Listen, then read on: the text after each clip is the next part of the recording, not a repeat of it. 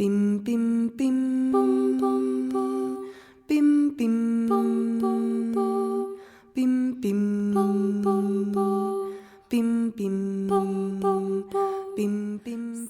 Camille Lefebvre est historienne, directrice de recherche au CNRS, spécialiste de l'Afrique saharo-sahélienne au XIXe et XXe siècle.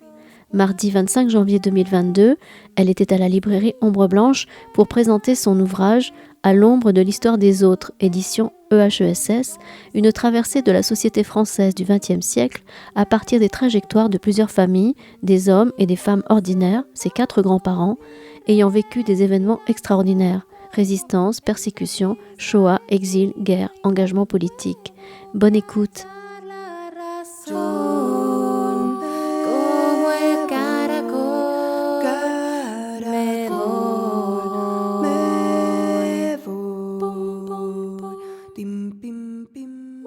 Bon, moi, certains d'entre vous connaissent, mais ça vous permet de découvrir le visage de Camille Lefebvre, qui nous fait le plaisir d'avoir traversé la France dans des conditions tout à fait rocambolesques qu'elle ne vous racontera pas, je ne vais pas lui infliger ça.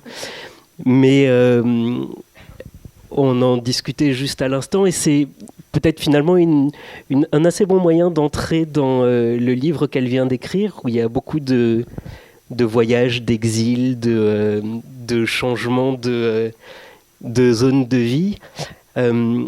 Vous êtes spécialiste de la colonisation au Sahara et au Sahel.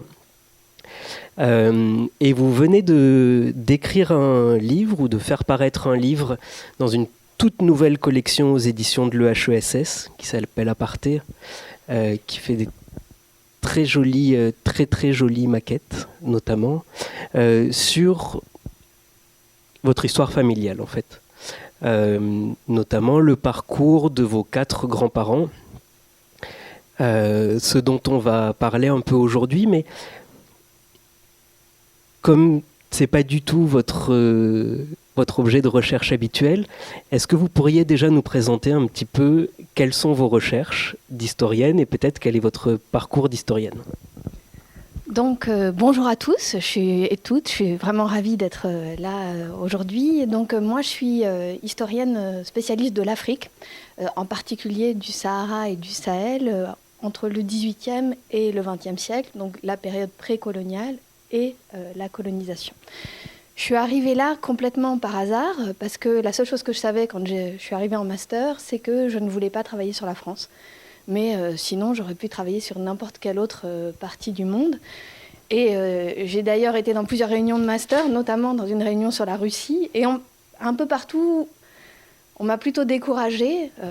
Et en histoire de l'Afrique, par contre, les enseignants étaient hyper encourageants, enthousiastes. Tout est à faire dans notre domaine de recherche. Venez travailler avec nous. Et donc, je suis arrivée complètement par hasard à l'histoire de l'Afrique. Et puis, Voilà, j'ai travaillé d'abord sur les frontières, ensuite j'ai travaillé sur la colonisation. J'ai beaucoup aussi travaillé sur le 19e siècle et sur les réseaux transsahariens dans le Sahara et dans le Sahel. Et puis pour mon HDR, donc ce qu'on appelle l'habilitation à diriger des recherches, il y a 2 parties. Il y a une partie où on doit écrire un nouveau livre sur son propre sujet de recherche, et il y a une partie... Ah, pardon, excusez-moi. Comme ça, c'est mieux ? Voilà. Il y a une deuxième partie que, pour les historiens, on appelle l'égo-histoire, dans laquelle on est censé dire comment on en est arrivé là, ou plutôt comment son parcours de chercheur s'est déroulé au cours de sa vie. Et la première chose qui m'est venue, et puis finalement ça m'est resté, c'est que l'histoire, le goût de l'histoire m'était venu en écoutant mes grands-parents, que c'était vraiment ça qui m'avait constituée comme historienne, le rapport que mes parents avaient à l'histoire et le rapport que mes grands-parents avaient à leur propre histoire. Et donc je suis partie là un peu comme ça. Alors c'est pas vraiment orthodoxe, d'ailleurs ma garante d'HDR n'était pas tout à fait d'accord avec cette idée. Elle m'a dit tu fais comme tu veux, mais moi je pense que c'est une mauvaise idée. Et puis voilà. Et puis donc ça a commencé comme ça. Au début c'était quelques pages dans mon égo-histoire d'HDR. Et puis au fur et à mesure j'ai continué à travailler. J'étais notamment aux archives et c'est devenu un livre qui reconstitue les parcours des familles de mes 4 grands-parents. Je suppose que ça doit être assez particulier de partir d'un objet de recherche aussi lointain et dont on a choisi l'aspect lointain pour venir sur de l'histoire familiale et de l'histoire de ses propres grands-parents, dont on connaît tous l'attachement qu'on peut avoir à une histoire qui est à la fois connue et souvent un peu connue par bribes et par petits bouts de ce qu'ils ont bien voulu raconter. Comment est-ce que vous l'avez abordé en tant qu'historienne, cet aspect-là ? Alors c'est vraiment un énorme grand écart parce que moi donc je suis historienne du Sahara et du Sahel, mais je suis vraiment une historienne de l'Afrique au sens où je ne travaille pas uniquement sur des archives coloniales européennes, mais le cœur de mon travail est de travailler sur des archives africaines, donc produites soit en langue africaine, soit en arabe, et de reconstituer le point de vue des sociétés africaines en essayant de retrouver leur propre documentation. Donc ça veut dire que je fais du terrain sur le continent africain régulièrement. Ça veut dire aussi que je travaille sur des manuscrits, parfois très compliqués à déchiffrer, où je peux passer parfois plusieurs années à travailler sur un même texte pour le déchiffrer, en comprendre la langue, en comprendre les enjeux. Et donc là, je me retrouvais face à des choses d'une certaine manière beaucoup plus ordinaires, où ça m'a paru extrêmement facile au départ, ne serait-ce que quand on tape les choses sur Internet, on trouve des choses tout de suite, avec beaucoup de documentation numérisée, beaucoup de choses très accessibles, le tout dans des langues européennes que je parle auxquelles je peux lire, puisque les historiens en ont surtout besoin de lire, que ce soit l'allemand, l'espagnol ou le français, ou beaucoup de choses traduites. Et voilà, donc il y avait vraiment une très grosse différence dans le type de méthode historique que j'ai utilisée pour ce livre.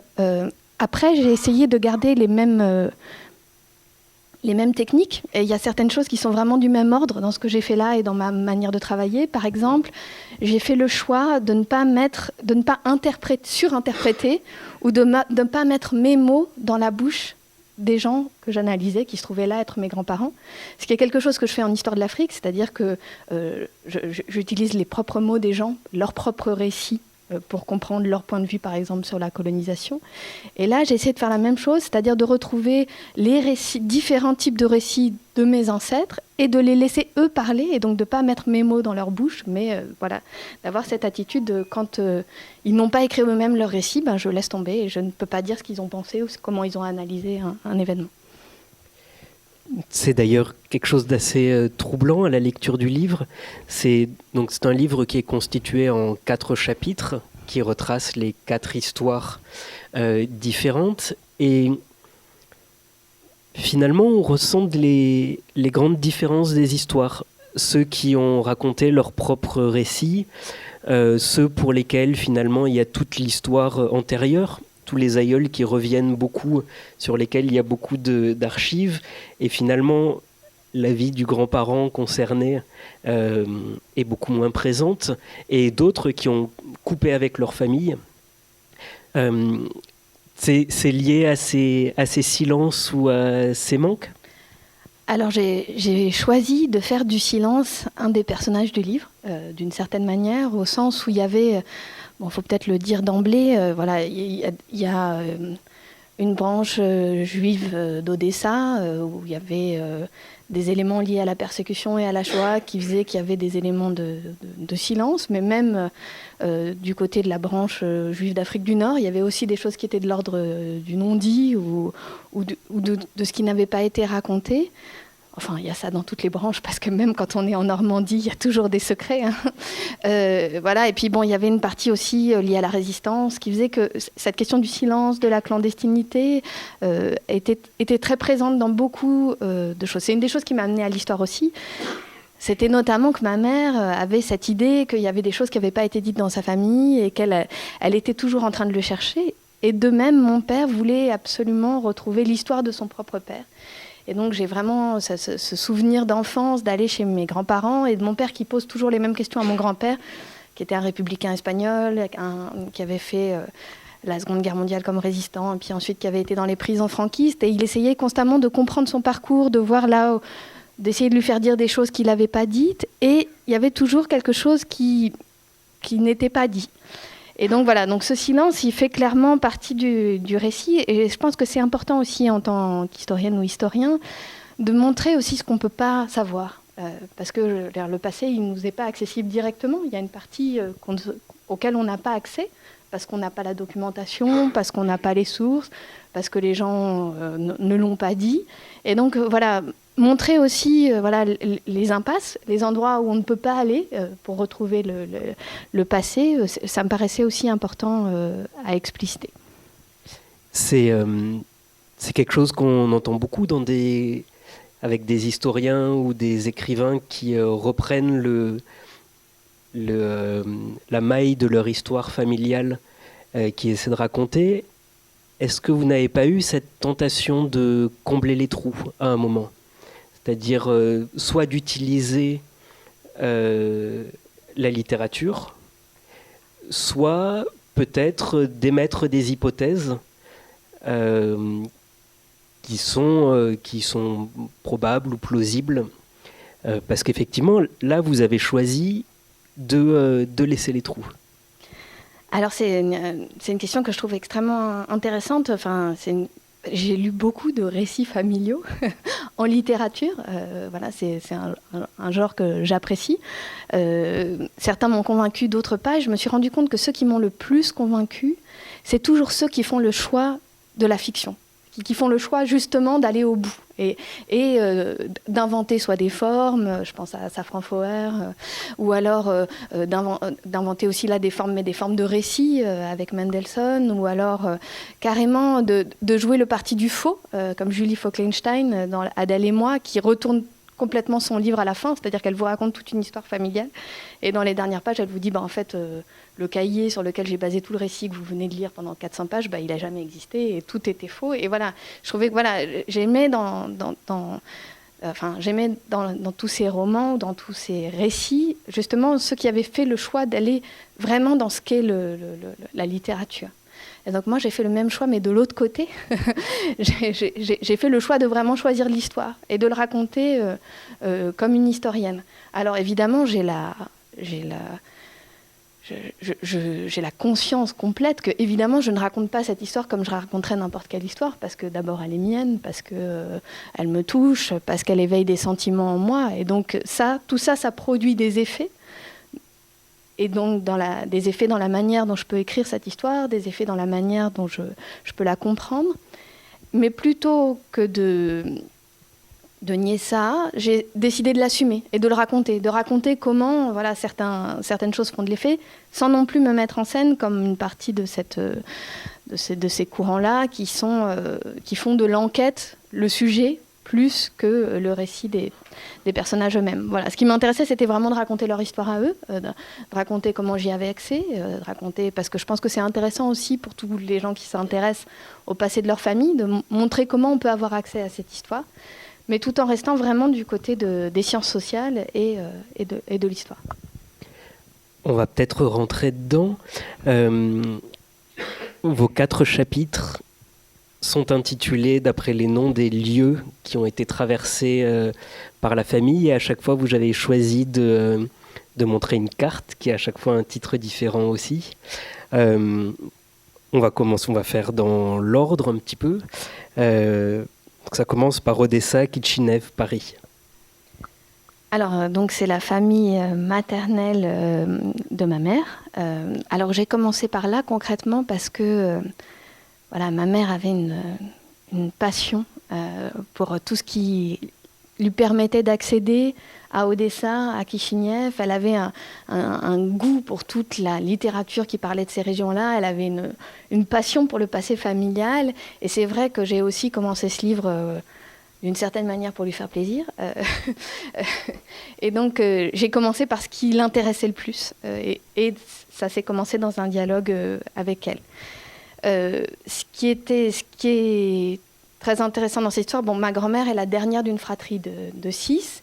Elle est encore vivante et elle adore aujourd'hui raconter des histoires autour de sa mère qui a quitté Kishinev alors qu'elle avait 14 ans, et aussi pour raconter la Seconde Guerre mondiale pendant laquelle elle était cachée, et aussi pour raconter tout ce qui entoure voilà, le fait d'avoir été une petite fille élevée par une mère juive et orpheline de père pendant cette période des années 30 et des années 40. Et donc je suis partie de son récit à elle, de ses souvenirs, de ce qu'elle nous avait raconté, de certains éléments qui avaient été trouvés notamment par ma mère et ma tante quand elles avaient été à Odessa, où elles avaient retrouvé certains actes de naissance. Alors bon, ce qui est fascinant pour cette histoire-là, c'est qu'aujourd'hui, sur Internet, il y a des entreprises internationales qui ont numérisé des centaines et des milliers de documents. Et donc, on peut non seulement retrouver très facilement la trace des actes de naissance, mais on peut aller plus loin, on peut suivre vraiment les personnages d'une région à une autre. Voilà. Et alors, la différence tout de suite entre le récit familial et l'histoire, c'est que très rapidement, je me suis rendu compte qu'il y avait des choses qui n'étaient pas comme on pensait que ça avait été. Par exemple, en fait, toute la mémoire familiale était focalisée autour de la ville d'Odessa. Et concrètement, en fait, la famille n'a vécu à Odessa qu'une génération. Ils venaient avant de Biélorussie et de l'Empire ottoman et de Constantinople. Et donc, voilà, la mémoire s'était focalisée sur une ville qui, en fait, n'était qu'un moment dans une étape beaucoup plus complexe. Et il y a là, pour le coup, dans ce récit, déjà un rapport à l'histoire qui est particulier, parce que votre grand-mère est peu présente, votre arrière-grand-mère l'est beaucoup plus, et vous expliquez qu'à un moment, il y a eu une volonté d'intégration et de changement culturel assez brutal. Enfin, c'est comme ça que ça apparaît dans le texte. Donc mon arrière-grand-mère, Olga, faisait partie de ces gens qui n'ont plus jamais voulu reparler des régions d'où elle venait quand elle est arrivée en France et quand elle a eu des enfants. Et donc elle ne parlait pas du passé à ma grand-mère, à sa fille et à ses autres enfants. C'est quelqu'un qui avait fait le choix de l'intégration, ce qui a passé notamment... Elle s'est mariée avec un Français de bonne famille. Elle a élevé tous ses enfants dans la religion catholique. Elle n'a pas appris le russe à ses enfants. Ils l'ont appris, pour certains, à l'école. Mais il y avait ce passage vers une autre culture, l'oubli de la langue, qui est vraiment aussi quelque chose qu'on retrouve dans plusieurs de ses parcours familiaux. Ce que j'ai voulu faire, et là, ce qui était vraiment intéressant, c'était de suivre une fratrie. Parce que suivre la fratrie de ma grand-mère, et ensuite, suivre la fratrie plutôt de mon arrière-grand-mère, c'est-à-dire on a 5 enfants qui arrivent depuis Kishinev en France, tous ensemble en 1906. Et si on les suit de 1906 jusqu'à l'après-Seconde Guerre mondiale, on a un éventail de ce qu'ont connu les différentes familles juives originaires de Russie à cette époque-là, pendant cette période. Certains ont été naturalisés par mariage, certains ont fait des demandes de naturalisation, certains ont quitté la France et n'ont fait de la France qu'une étape vers d'autres départs. Et donc on voit à travers, si on suit la fratrie et pas seulement mon arrière-grand-mère, on se rend compte des différentes trajectoires qu'ont pu expérimenter les Juifs de ces régions à ce moment-là, avec notamment certains qui ont été soumis à la persécution et pas d'autres, certains qui ont été assassinés et pas d'autres. Et donc on voit le panel des situations. Le deuxième chapitre, qui s'appelle Oran, Inkerman, Sidi Bel Abbès, Paris. Je dois prononcer ça de manière absolument terrible. Je vous prie de m'en excuser, mais... Donc le deuxième chapitre concerne mon grand-père maternel. Et là, on est dans une autre histoire qui reste une histoire juive, mais ce sont à ce moment-là les mondes juifs du Maghreb. Et c'est très intéressant parce que là, on est complètement dans une autre manière de travailler, d'autres types d'archives, d'autres types de rapports à l'histoire. Déjà, je ne l'ai pas dit pour la période précédente, mais évidemment, les archives de la période précédente sont en russe. Je ne lis pas le russe, donc je suis limitée dans dans la capacité que j'ai à accéder à une partie de cette histoire. Je suis obligée de passer par la médiation de la traduction. Tandis que pour les Juifs du Maghreb, à partir de 1836, ils sont soumis à l'état civil français et donc ils sont obligés de déclarer déclarés, les naissances et les décès et ainsi de suite. Et donc on trouve tout très facilement, en plus tout a été numérisé, on trouve tout très facilement aux Archives nationales d'outre-mer. On trouve aussi beaucoup d'autres types de documentation sur la période coloniale. Là, ce qui était très intéressant à voir, et là, je le dis avec modestie, c'est que ça m'a permis aussi de mesurer à quel point j'avais toujours dit, et je vous l'ai même dit à vous, que le fait que je travaille sur l'Afrique n'avait aucun rapport avec mon histoire familiale. Mais j'ai mesuré, en retravaillant concrètement cette partie sur les Juifs d'Algérie, combien c'est aussi une affaire liée à la colonisation, et combien les trajectoires des Juifs d'Algérie ont été liées à la colonisation, et notamment au choix que le colonisateur français a fait de choisir les Juifs maghrébins pour devenir français, pour avoir la citoyenneté, et donc pour les sortir du monde dans lequel ils vivaient, et donc en leur donnant des opportunités d'ascension sociale importantes vis-à-vis de la population maghrébine musulmane avec laquelle pendant longtemps ils avaient partagé une communauté d'expérience. Et donc voilà, donc là, c'était d'un point de vue des archives beaucoup plus facile. Et là, si on parle un peu d'historiographie, c'est important aussi. On a d'un côté, pour les Juifs d'Odessa, une historiographie extrêmement développée. Ça veut dire qu'il y a énormément de travaux avec des monographies très précises, une histoire sociale vraiment solide qui permet de voir les évolutions de ces populations d'un point de vue du reste de la société. Et du point de vue des Juifs du Maghreb, on a une historiographie qui est encore très liée à une histoire mémorielle, très liée aux gens qui appartiennent à ces communautés ou qui en descendent et qui donc ont un regard sur cette histoire qui est liée à leur position. Et donc on a une historiographie là qui est différente. Par exemple, on avait beaucoup de livres qui concernent les Juifs d'Algérie en général et on n'a pas du tout la même finesse pour essayer de voir quelle est la différence. C'est pas du tout la même chose d'être un Juif de Sidi Bel Abbès ou d'être un Juif d'une autre partie de l'Algérie. Et donc ça, l'historiographie ne permet pas encore d'aller assez loin pour comprendre ça. Mais bon, c'est intéressant en soi aussi. Et là, pour le coup, il y a toute une partie assez longue sur l'intégration ou pas des Juifs en Algérie, avec tous les liens aux différents décrets qu'il y a eu, à la Seconde Guerre mondiale qui est compliquée aussi, et à toute l'histoire coloniale. Est-ce que vous pourriez nous affiner un petit peu là-dessus peut-être ?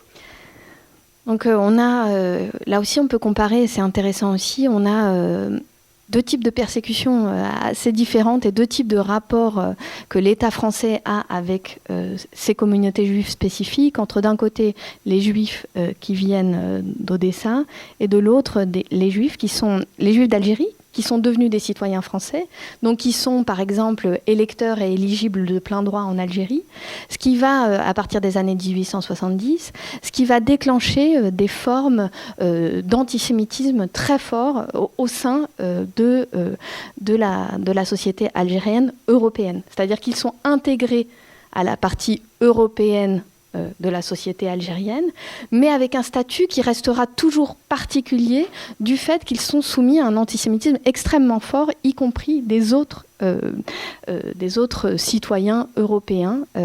Alors là, on voit des variantes aussi, puisqu'on a des citoyens européens tout juste naturalisés, comme les Espagnols, les Italiens, et puis on a donc les citoyens européens qui, eux, viennent de France, avec un racisme, avec un antisémitisme qui va être quand même assez partagé au sein de cette communauté-là.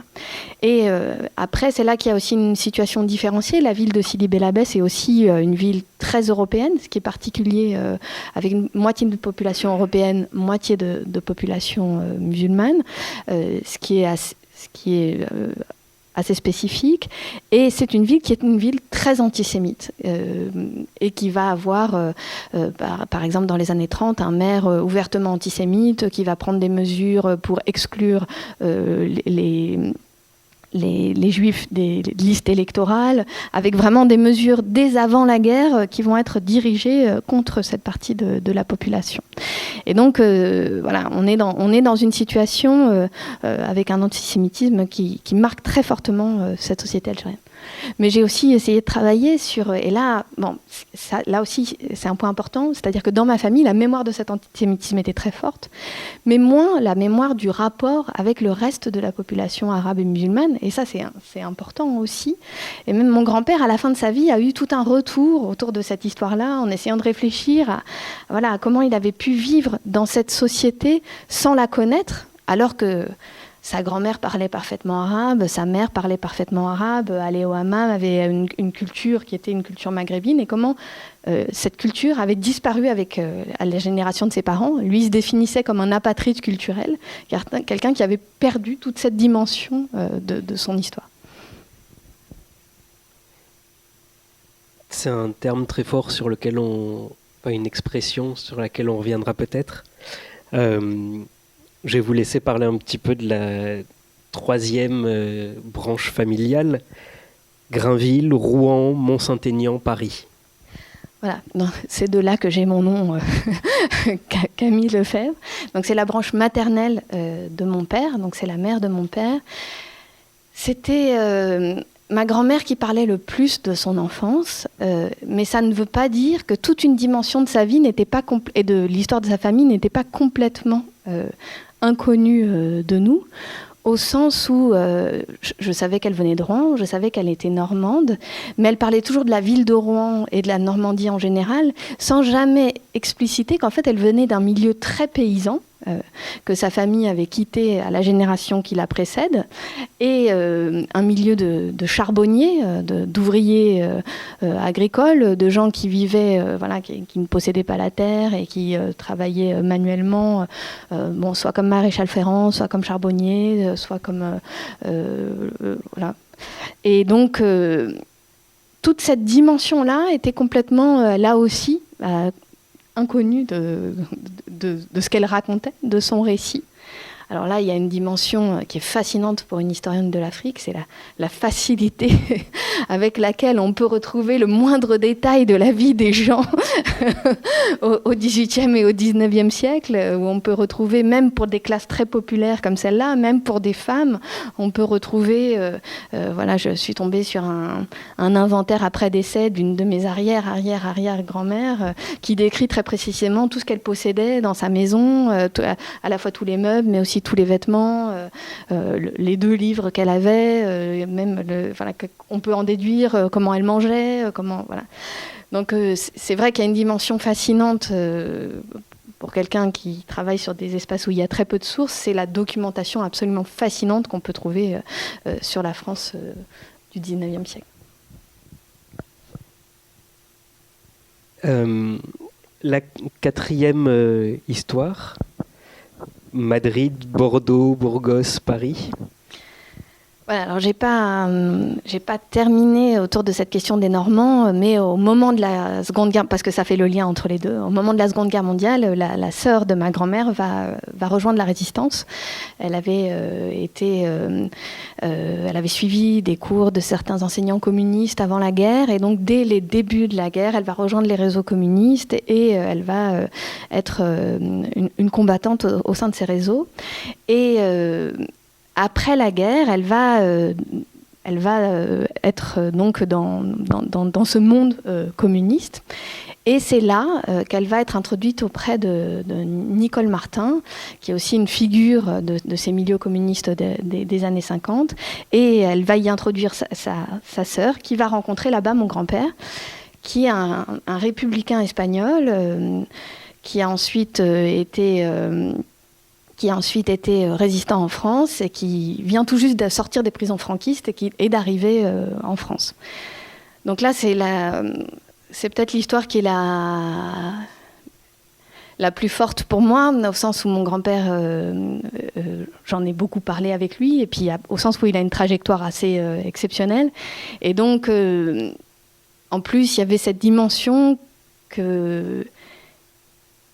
il a une histoire vraiment à part au sens où il est resté clandestin très longtemps, jusqu'en 1975. C'est pour ça, jusqu'à la mort de Franco, c'est pour ça que je ne porte pas son nom et que mon père ne porte pas son nom. Il a vécu une vie de clandestin au sens où mon père, quand il était petit, n'avait pas le droit de dire qu'il avait... n'avait pas le droit de donner le nom de son père. À l'école, il ne devait pas parler de lui. Il était sous les radars.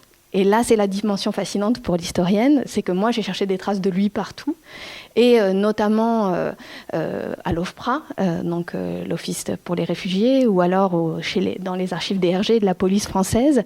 Et donc, j'ouvre les dossiers et je constate que tout ce qu'il y a dans les dossiers est absolument faux. Et là, c'est vertigineux pour l'historien parce qu'on se dit, on espère découvrir ce type de traces, c'est-à-dire des dossiers qui vous racontent la vie de quelqu'un. Et là, moi, je sais que ce qu'il raconte est totalement faux, puisque par exemple, en 56, il fait une demande pour être réfugié, une demande d'asile en France. Il dit qu'il est arrivé en France cette année-là, donc en 1956, qu'il est célibataire et qu'il vit à Nanterre. Sauf que mon père et mon oncle ont déjà 4 et 5 ans, et en fait, ça fait déjà 5 ans qu'il est en France. Il n'habite pas du tout à Nanterre, il habite à Clamart. Il n'est pas du tout comptable dans un chantier. En fait, il travaille pour le Parti communiste espagnol et il continue la résistance en Espagne. Et donc, voilà. Pareil pour les RG, ils n'étaient pas mieux renseignés. Il y avait vraiment une dimension très impressionnante. On sait que nos sources ne sont pas vraies, mais on n'a pas toujours... Enfin, qu'aucune source ne dit le vrai et qu'il faut toujours les questionner, mais le voir concrètement, c'est-à-dire voir comment l'administration peut autant se tromper sur quelqu'un et comment quelqu'un peut autant se jouer, c'est assez passionnant pour l'historienne. Après, évidemment, on ne s'appuie jamais sur une seule source. On multiplie les sources. Et donc là, c'est ce que j'ai pu faire avec lui. C'est-à-dire que j'ai pu multiplier la documentation et voilà, il y avait des traces de lui à peu près partout. Il avait laissé des dossiers ou alors il avait été surveillé. Alors, on pouvait retrouver aussi bien dans les archives de la justice pétainiste que dans les archives de la police parce qu'il avait été mêlé à plusieurs affaires, que dans les archives espagnoles du Parti communiste, mais aussi de la justice espagnole. Donc on pouvait vraiment arriver à reconstituer son parcours assez finement à partir de toutes ces archives-là.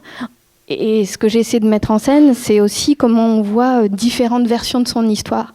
Parce qu'à toutes ces institutions, parfois, il raconte son histoire et on peut reconstituer toutes les versions qu'il a données et comment à chaque fois il a navigué pour dire à chaque institution ce qui lui permettait d'obtenir ce qu'il voulait obtenir. Et donc, voilà, on voit ça aussi dans les sources et ça, c'est assez intéressant.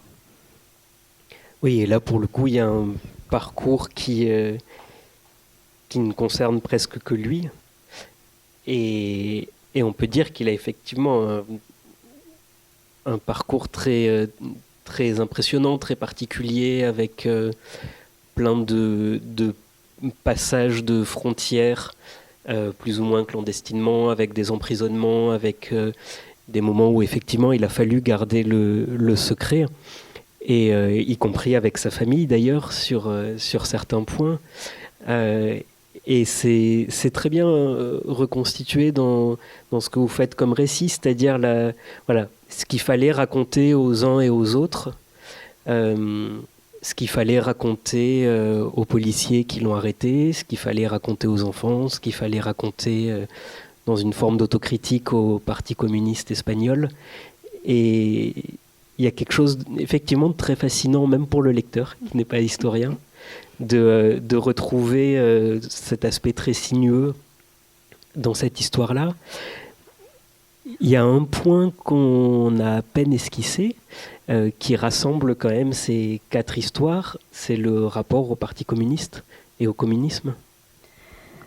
Alors effectivement, je me suis interrogée sur qu'est-ce qu'il y avait... Parce que le livre est aussi parti de comment tous ces gens-là se sont rencontrés pour aboutir au fait que voilà, je suis née. Et la dimension qui lie tous ces parcours entre eux, c'est donc le rapport au communisme et plus largement le rapport à l'engagement politique, parce que la partie d'Odessa, la partie de mon arrière-grand-mère n'est pas liée au communisme proprement dit, mais il y a cette idée qu'une des raisons pour lesquelles ils auraient quitté Kishinev est aussi parce que les enfants avaient commencé à être dans des mouvements de gauche et qu'il y avait l'inquiétude du père père qui se fasse arrêter dans une tension de plus en plus forte et avec de nombreux pogroms. Et donc, il y a quand même ce lien avec l'engagement. Oui, alors voilà, je viens vraiment d'une famille communiste, d'une famille qui est marquée par l'engagement communiste. Dans ma famille, on aime bien le film. Tout le monde n'a pas eu la chance d'avoir des parents communistes, mais bon, je viens vraiment de ce type de famille-là, dans lequel, voilà, la fête de l'UMA, les réunions de cellules, voilà, mon père notamment a été vraiment élevé dans la banlieue rouge. Il a été élevé dans une famille où son oncle était permanent du parti, sa tante était aussi dans les instances dirigeantes du parti, et son père était permanent, mais pour le parti espagnol. Il a été pionnier soviétique à Artek, voilà, tout un monde vraiment particulier. Et alors là, ça touche à deux choses avec lesquelles moi j'ai un rapport ambigu, qui sont le judaïsme et le communisme. Voilà, comment toute cette histoire-là, elle me construit, mais elle n'est pas mienne non plus. Voilà, elle fait partie de la manière dont j'ai été élevée, mais je suis aussi à distance de ces choses-là. Mais bon, voilà, il y a une dimension très forte liée à cet engagement, voilà, avec beaucoup de résistance, beaucoup de clandestinité dans ces différents parcours. Et vous racontez que le communisme implique aussi un rapport à l'histoire et à la manière de raconter l'histoire qui est assez différent. Une des choses moi, dont je me souviens comme un moment assez fondateur pour moi dans mon histoire intellectuelle, puisque le point de départ était comment j'étais devenue historienne, c'était quand ce moment historiographique des années 94-95 autour du livre noir du communisme et les réverbérations de ce moment médiatique et historiographique dans ma propre famille. Mais aussi moi, dans les cours d'histoire, à ce moment-là, j'étais au collège puis au lycée et j'avais des enseignants qui faisaient des tableaux de comparaison en comparant nazisme et stalinisme. Et ça me faisait une sorte d'effet de réel où je me disais, mais si ça se trouve, je suis dans le camp des méchants et je ne le sais pas. Et voilà, c'est aussi quelque chose qui m'a formée à me questionner, mais voilà, des choses qui avaient été évidentes pour moi dans la manière dont j'avais été élevée. Je me rendais compte en cours que c'était pas évident pour tout le monde, et donc ça m'a amené d'abord à penser qu'est-ce que c'était que l'histoire, voilà, que l'histoire c'est aussi une forme de récit construit avec des points de vue, avec des logiques, et qu'il faut se positionner, alors même si c'est d'abord une science sociale avec des méthodes, et voilà, mais au-delà de ça, il y a aussi un aspect qui lie idéologie et histoire, et dont j'ai pris conscience à ce moment-là en me demandant, mais qu'est-ce que j'en pense moi, sans toujours savoir surtout à cet âge-là, qu'est-ce que j'en pensais. Hein.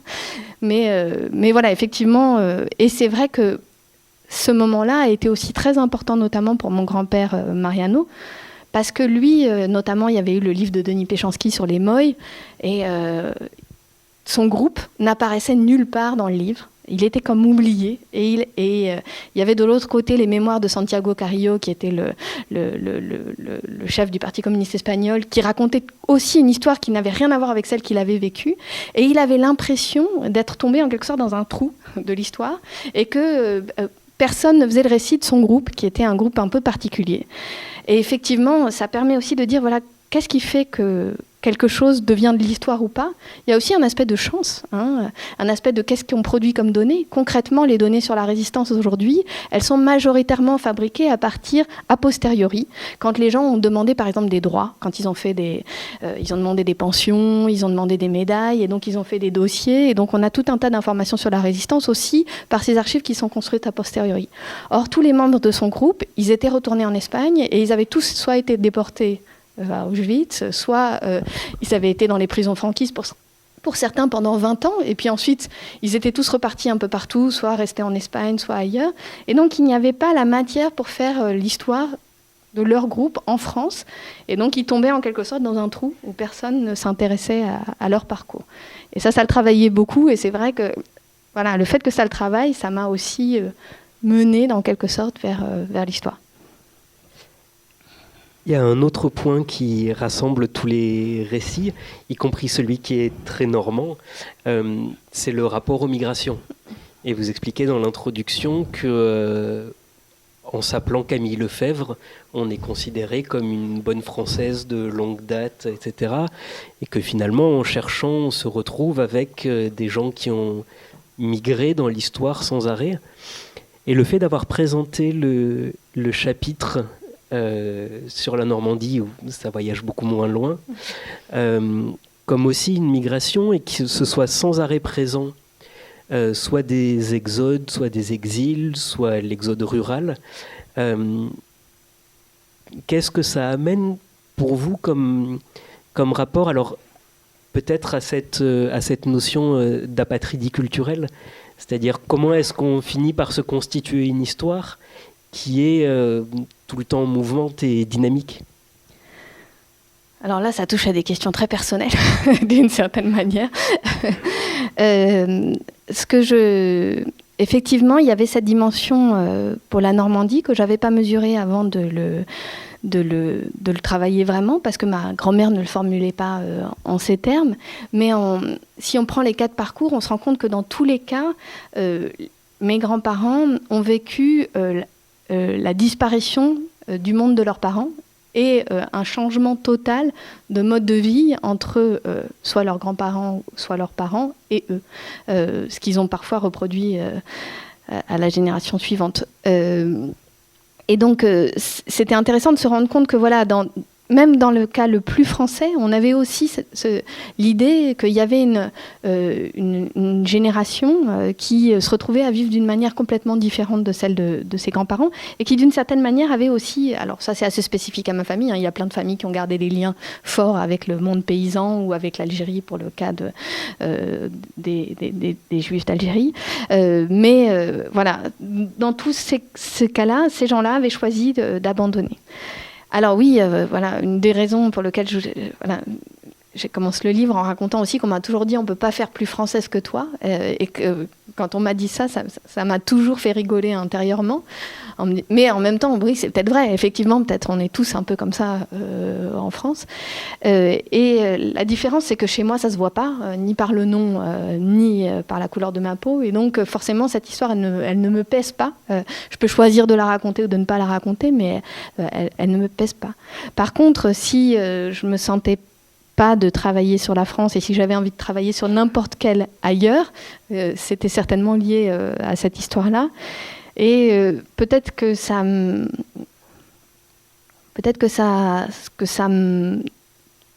permet d'avoir une certaine ouverture vers l'histoire des autres au sens très large, tout ce qui n'est pas moi. Et en tout cas, c'est comme ça que je le prends, et c'est comme ça que c'est peut-être aussi pour ça que le rapport à l'histoire de l'Afrique que j'ai est aussi un rapport très anthropologique, très ouvert sur la manière dont les gens pensent leur propre histoire et la disent.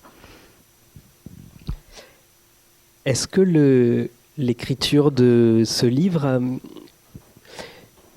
vous pensez, va modifier votre rapport à la manière d'écrire vos autres, ou de travailler sur vos autres thèmes, sur peut-être la manière de suivre un récit de filiation ou de suivre l'histoire des personnes? Alors ça s'est peut-être passé exactement à l'inverse, c'est-à-dire que, en fait, ça ne se voit pas, mais ce livre doit beaucoup à l'histoire de l'Afrique, telle qu'on la pratique. C'est-à-dire que c'est un livre qui est aussi marqué par l'oralité et un rapport réflexif à l'oralité. L'oralité des gens qui m'ont confié leur histoire, la manière, le rapport au récit de vie. Les récits de vie, c'est des choses que j'ai pas mal travaillé en histoire de l'Afrique, c'est-à-dire avoir conscience de comment les gens racontent, de quelles sont les formes d'invariants dans les manières de raconter sa vie, voilà, tout ce qui construit aussi les formes de mémoire. Comment aussi on construit un rapport ethnographique avec les gens qu'on interroge, même quand c'est sa grand-mère, c'est-à-dire en revenant plusieurs fois, en posant souvent les mêmes questions, en voyant si les gens racontent toujours la même chose, en laissant à la fois dérouler leur récit et en même temps en essayant de repérer des spécificités. Donc voilà, ça c'est lié à l'histoire de l'Afrique, ce rapport que j'ai avec la question de l'oralité. Après... Il y a aussi, et ça c'est un point qui était assez important, en tant qu'historienne de l'Afrique française, blanche, au jour d'aujourd'hui, je me pose aussi pas mal de questions sur ma position. Qu'est-ce que c'est aujourd'hui en tant que Française de travailler sur l'Afrique ? Comment on est à la fois perçu là-bas et comment on se positionne aussi ici ? Et d'une certaine manière, c'était une manière aussi d'éprouver ça. C'est-à-dire, est-ce que je suis la même historienne quand je travaille sur l'Afrique et quand je travaille sur ma famille? Est-ce que je suis la même historienne quand je travaille au plus loin de moi et au plus proche de moi? Et ça dit quelque chose aussi de qu'est-ce que c'est que la méthode historique, c'est-à-dire est-ce que la méthode qu'on utilise va être la même? Est-ce qu'elle va avoir les mêmes perspectives? Qu'est-ce qui change? Et voilà, et j'ai essayé aussi d'éprouver ça par ce livre. Je ne sais pas s'il y a déjà des questions dans la salle. Je suppose qu'il va y en avoir. Peut-être pour vous laisser en élaborer quelques-unes. Vous avez justement alors, j'ai relevé à la toute fin du livre sur ce dont vous parliez de la mise en scène de l'enquête. Vous dites, bon, le livre est très agréable à lire, il n'y a aucune difficulté. Là, c'est une partie un peu plus historiographique. Si la mise en récit de l'investigation historique devient un simple choix rhétorique, utilisant des effets de mise en scène de soi comme mode de narration, elle perd ses fondements méthodologiques et donc ses vertus heuristiques. Alors, sans aller forcément sur ce terrain-là de la mise en scène de l'enquêteur dans sa propre enquête, vous avez aussi travaillé sur des enregistrements qui avaient été faits par d'autres personnes de votre famille. Est-ce que, en tant qu'historienne, ce sont des documents exploitables ? Ou est-ce que finalement, vous ne voyez plus que les imperfections ou au contraire la qualité de l'échange qui a pu être fait ?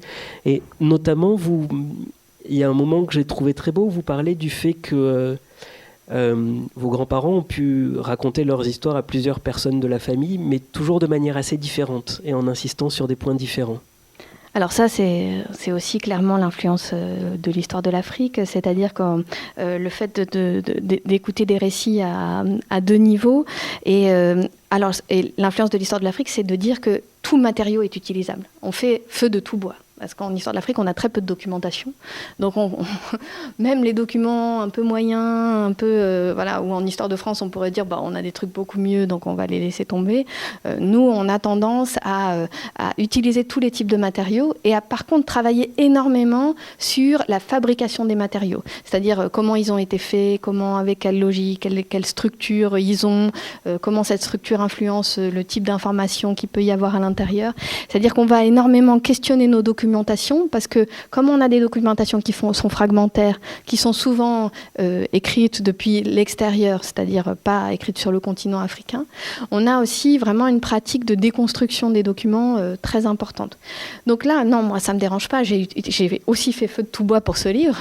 Je pense que tout peut faire objet d'histoire, aussi bien des photos de famille que les récits que les gens en font, aussi bien des notes prises à la va-vite que des choses plus précises. Et c'est pas du tout dans les choses les mieux rédigées ou les mieux écrites que se trouvent les choses les plus intéressantes. C'est parfois aussi dans ce que les gens ont un peu dit comme ça que se révèlent certaines choses.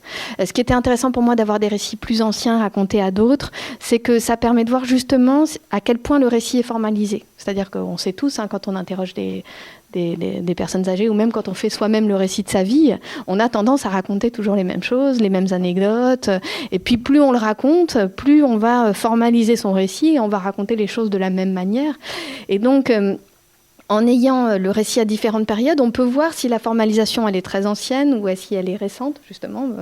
On peut voir aussi si quelqu'un a toujours raconté la même histoire, ou si tout d'un coup, il s'est mis à avoir une version très lisse de l'histoire et qu'avant, il y avait plein d'autres choses à l'intérieur.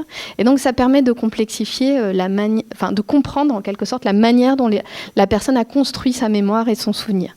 Et quand on comprend la manière dont la personne construit son récit, on peut mieux savoir qu'est-ce qui est de l'ordre justement du récit et qu'est-ce qui est de l'ordre des faits.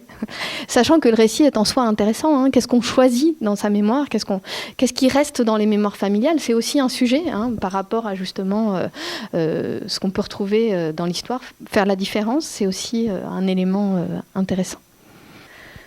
Alors, je dirais aussi que j'ai pas de frustration parce que j'ai l'habitude de travailler sur des sujets sur lesquels auxquels on ne peut pas aller au bout de ce qu'on voudrait atteindre. Et donc, c'est pas de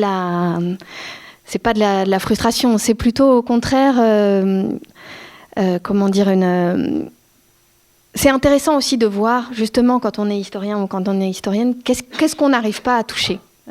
Est-ce que ce qu'on n'arrive pas à toucher, ce qu'on n'arrive pas à trouver, c'est lié à des incompétences ? Voilà, concrètement, j'ai des incompétences sur la partie de l'Empire russe. Voilà, je lis pas ni l'ukrainien ni le russe, donc je suis soumise à la traduction et donc ça limite.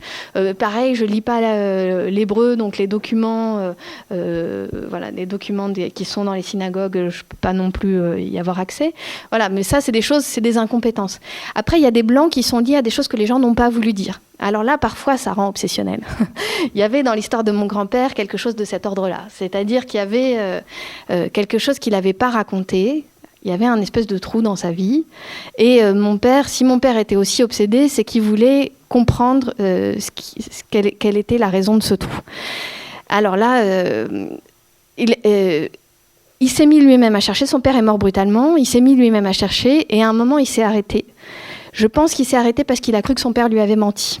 Et il a eu peur de ce qu'il allait découvrir. C'est-à-dire qu'il a constaté concrètement, en commençant les archives, qu'il y avait quelque chose qui manquait.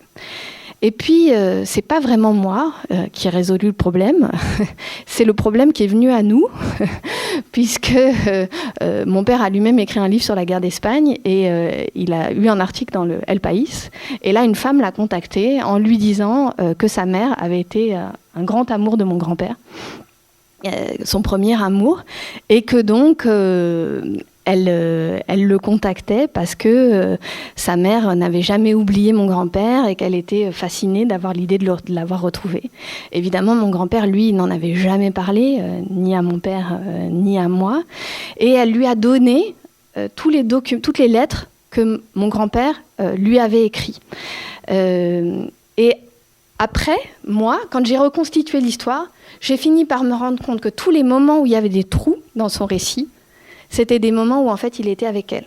Comme si, quand il racontait à mon père son histoire, il était incapable de mentir, donc de raconter, mais il ne pouvait pas non plus parler des choses qu'il avait vécues avec elle, ou simplement même de raconter les lieux où il avait été avec elle. Et donc, voilà, il y avait cette année, je crois que c'est 40, où il est à Vernet-les-Bains et où il la rencontre, où là, il y avait un trou. Et puis, il y avait un autre trou à un autre moment. Et en reconstituant, je pense que finalement, c'était elle le trou. C'était pas une trahison ou quelque chose de... Voilà, c'était simplement qu'il se sentait pas de parler à son fils de son premier amour et de cet amour-là, bon, qui était aussi une histoire compliquée puisque... Voilà, il a été obligé de la quitter parce qu'il est devenu clandestin et que le Parti communiste espagnol lui a demandé de la quitter. Donc il y avait un aspect aussi tragique, certainement. Mais voilà. Alors après, je pense qu'il y a quelque chose de très fort sur la génération des gens qui sont nés dans les années 50, qui ont vraiment vécu dans un silence très fort, lié au traumatisme de la Seconde Guerre mondiale. En plus, c'était une époque où l'éducation, on ne parlait pas aux enfants. Et donc, il y a aussi eu quelque chose de fort, à mon avis, qu'on peut penser historiquement, d'une génération auquel on a très peu raconté. Ce qui est important aussi à penser, c'est que ça a eu des effets sur la génération suivante, sur la manière dont eux-mêmes étaient capables de raconter leur histoire. Alors ma mère, qui était psychologue et psychanalyste, elle était persuadée que j'allais découvrir des secrets de famille. Alors mon père cherchait des histoires sur le communisme et cherchait des preuves de qu'est-ce qu'avait fait son père, mais ma mère, ce qu'elle voulait, c'est que je trouve le secret de famille qu'elle n'avait pas réussi à déjouer par la psychanalyse. Donc elle était persuadée qu'il y avait quelque chose qui n'était pas dit, qui était de l'ordre du secret et que moi j'allais le trouver. Alors c'est là qu'on voit la différence entre la psychanalyse et l'histoire, c'est que moi j'ai pas trouvé de secret de famille, mais d'une certaine manière je pense que je les ai pas cherchés non plus, au sens où ce que j'ai cherché était d'un autre ordre. Mais voilà, elle avait plein d'idées, j'en parle un peu dans la conclusion, elle avait des idées imaginaires sur qu'est-ce qui pouvait être ce type de secret. Voilà, elle pensait qu'un de ses oncles était peut-être homosexuel et que c'était un non-dit. Elle pensait peut-être que voilà, sa grand-mère qui avait rencontré son mari à l'asile était peut-être en fait une patiente et pas une infirmière. Voilà, elle se disait qu'il y avait quelque chose qui manquait et elle mettait ça plutôt du côté de l'analyse. Mais j'ai pas trouvé ça non plus. Après, c'est très étonnant parce que le rapport que les gens ont à vos recherches est très étonnant. Voilà, moi, c'était mon travail, donc j'interrogeais les gens, j'ai écrit à des dizaines de gens parce que c'est une très grande famille. Voilà, quand il y a à chaque fois 7 enfants, ça va très très vite. Donc j'ai écrit à plein de cousins éloignés, j'ai cherché des gens qui faisaient de la généalogie, j'ai écrit à plein de gens. Et paradoxalement, même des gens qui font de la généalogie, qui ont l'air de s'intéresser à l'histoire, ne vous répondent pas toujours. Vous tombez à un mauvais moment de leur vie, ou alors ils ne voient pas ce qu'ils peuvent vous apporter, ou alors ils ne voient pas la différence entre justement un arbre généalogique, qui en soi, moi en tant qu'historienne ne m'intéresse pas, et des lettres de famille qui vont trouver complètement inutiles et où là, moi, je retrouverais des choses fascinantes, ou alors des anecdotes qui leur paraissent entendues 100 fois et qui, pour moi, ne sont pas du tout les mêmes que celles qu'on raconte dans une autre branche, et donc sont intéressantes. Mais même mon père, voilà, qui avait lui-même fait une enquête, qui avait lui-même pas mal de documents, il m'a donné les choses au fur et à mesure, et ça, c'est un peu fou aussi. Je travaille pendant 1 an sur quelque chose, j'arrive, j'ai quasiment terminé, là, il me dit « Ah, mais tiens, en fait, je t'ai pas donné le cahier qu'a écrit Mano, donc son père. » Je dis « tu te moques de moi ou quoi ?» Et il me dit « Ah ben non, j'ai oublié, en fait, il a écrit ses mémoires, et je te l'avais pas donné. » Et effectivement, il y avait un cahier qu'il avait trouvé. Il m'avait dit qu'il avait trouvé un cahier, mais j'avais pensé que si c'était important, il me l'avait donné. Et en fait, il y avait un cahier qui était un cahier dans lequel mon grand-père avait tenté d'écrire ses mémoires. Bon, je pense qu'en tant qu'exilé, qui était très peu allé à l'école, qui était entre le français et l'espagnol, il n'avait pas les compétences pour vraiment écrire, mais il avait pris des tas de petites notes sur des tas de petits papiers différents, sur lesquels il avait noté des anecdotes et des moments précis de son récit. Mais ça bouchait des tas de trous dans mon... Et j'avais travaillé pendant presque 1 an. Et si j'avais eu ça, j'aurais perdu beaucoup moins de temps. Voilà. Et pareil, là, quand j'annonce la publication à certains membres de ma famille, les gens me disent « Ah, mais en fait, j'avais plein de choses à te donner. T'aurais dû m'écrire. C'est pas grave, tu vas écrire un 2e tome. » Donc voilà, les gens ont un rapport particulier à la mémoire, c'est-à-dire que voilà, quand on les interroge, ils disent pas forcément, puis ça fait un chemin dans leur tête. C'est exactement du même ordre. Voilà, c'est exactement du même ordre, c'est-à-dire que quand on a été résistant, clandestin, quand on a été combattant, quand on a participé à une guerre, il y a des choses qu'on a envie de raconter, il y en a d'autres qu'on a moins envie de raconter. Ça, c'est universel, c'est humain d'une certaine manière, et on choisit dans son récit. Alors, je pense que c'est une notion importante. On choisit ce que les gens sont capables d'entendre. Voilà, parce que les gens qui sont revenus des camps, bon là c'est pas le cas, ils sont pas revenus, mais ou les gens qui ont vécu des expériences de guerre très douloureuses et qui reviennent, ou alors même qui ont vécu des choses de l'ordre du combat impressionnant, ils racontent des choses, mais ils racontent jamais tout, parce que les gens en face ne sont pas toujours prêts à entendre ce que les gens ont à raconter. Et donc, voilà, le travail de l'historien ou de l'historienne, c'est essayer de comprendre ça. C'est-à-dire, j'ai pas non plus cherché à révéler les choses que les gens n'avaient pas voulu dire. Il y a aussi une part où ce que les gens ne veulent pas dire, ça leur appartient.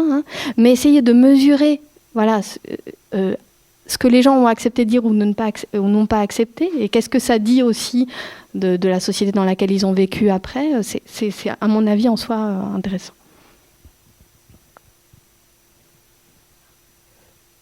Je vais faire un truc qu'on ne devrait pas faire, mais on a le plaisir d'avoir ici ce soir une des éditrices de l'EHESS. Mylène, est-ce que tu pourrais peut-être nous présenter un peu la collection qui démarre avec ce livre-là et nous dire rapidement...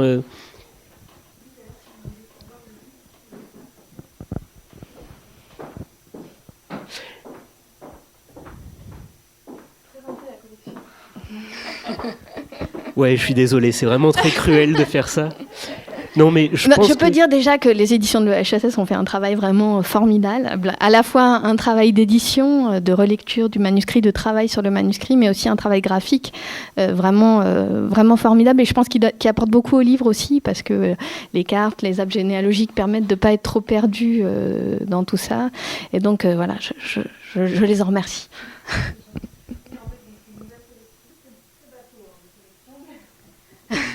Merci beaucoup. L'idée, j'ai l'impression, c'est aussi de mettre des textes qui ont une certaine liberté par rapport au rapport aux sciences sociales et à l'écriture académique, et qui vont raconter des choses qui restent d'une manière des sciences sociales, mais avec une certaine liberté, soit une liberté de ton, soit une liberté de ce qu'on choisit de raconter, soit... voilà. Moi, je voulais savoir, vos grands-parents parlent quelle langue? Alors c'est une question très intéressante. Il y a toute une histoire aussi de l'oubli des langues dans ma famille. Donc ma grand-mère Catherine, dont la mère était russe, n'a pas appris le russe. Elle l'a appris à l'école, mais le russe a disparu avec sa mère, mais pas seulement le russe, puisque sa mère parlait à la fois russe, mais aussi yiddish et aussi moldave, puisqu'ils avaient vécu à Kishinev. Mais elle n'a transmis aucune de ces langues à ses enfants. Alors mon autre grand-père, donc qui a grandi en Algérie, alors lui, il n'avait pas appris l'arabe quand il était petit. Pourtant sa mère le parlait, et sa grand-mère le parlait, son père le parlait.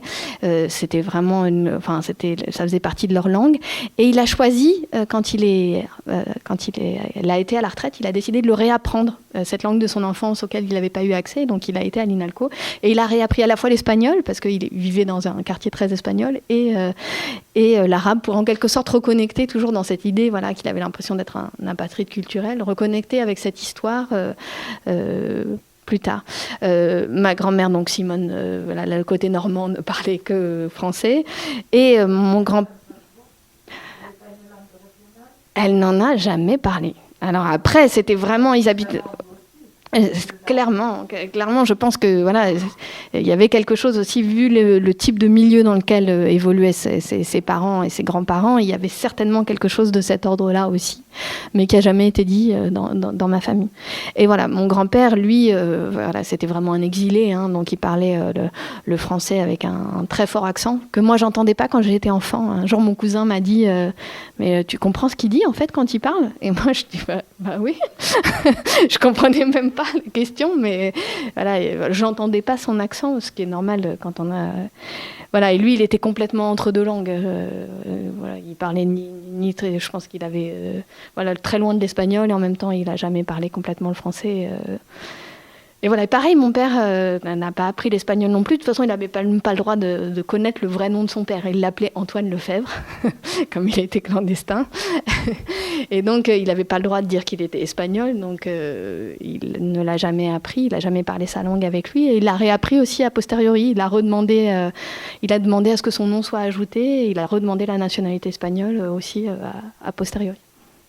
Mais la question des langues est fondamentale, effectivement, parce que toutes ces langues se sont perdues. Alors moi, moi j'ai appris des langues africaines. J'ai appris. Après, moi je suis historienne, donc toutes les langues que je parle, je les parle très mal, parce que mon objectif principal est de pouvoir lire des documents dans ces langues pour travailler dessus. Donc donc moi j'ai appris l'espagnol et l'allemand à l'école. Ma grand-mère m'a dit mais pourquoi apprendre la langue des boches, comme on disait beaucoup à l'époque. Et puis après, pour mon travail, j'ai pris des cours à l'INALCO de Hausa, qui est la langue véhiculaire au Niger et dans le nord du Nigeria. Et puis j'ai appris des bases d'arabe, parce qu'il y a beaucoup aussi de manuscrits en langue arabe. Mais je ne suis pas du tout autonome en arabe. Je peux déchiffrer, repérer des mots, et je travaille avec quelqu'un quand je travaille sur des documentations en arabe. Et le Hausa, je le comprends, je peux le lire, mais je le parle pas. Je suis pas comme une anthropologue, j'ai pas un rapport quotidien à la langue. Mais je peux lire des documentations dans ces langues, et ça change tout pour la manière dont on est capable d'accéder à cette histoire.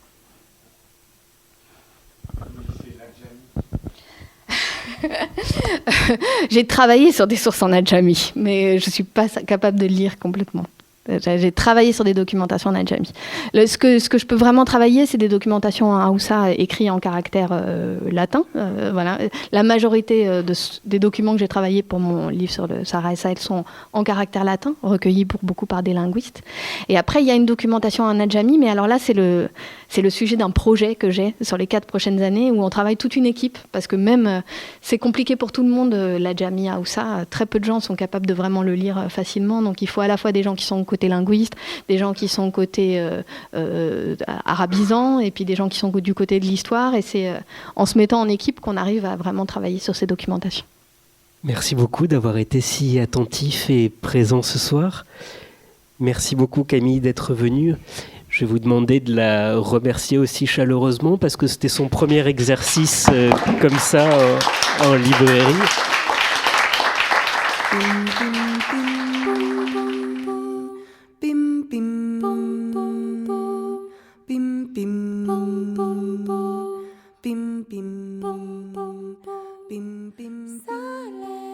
Vous avez écouté à l'instant la rencontre du mardi 25 janvier 2022 à la librairie Ombre Blanche avec l'historienne Camille Lefebvre, autrice de À l'ombre de l'histoire des autres, paru aux éditions EHESS. Réalisation et mise en onde, Radio Radio.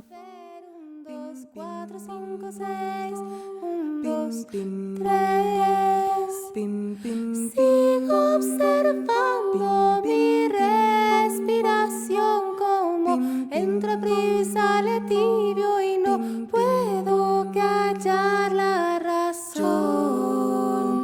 Como el caracol me voy.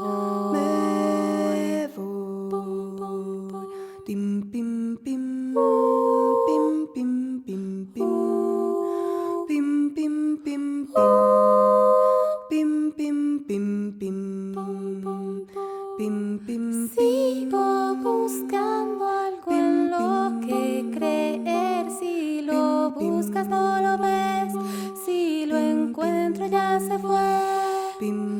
Sigo intentando eso de buscar sin esperar encontrar.